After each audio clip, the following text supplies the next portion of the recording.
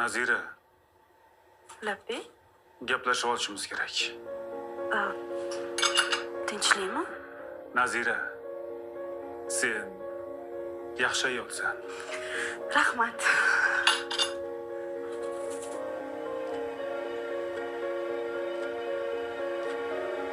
Bilasan, onam birinchi ayolim bilan ajrashmagunimcha qo'ymaganlar.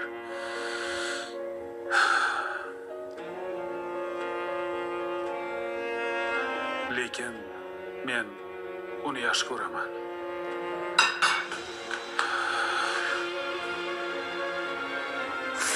Unda men nima qilaman?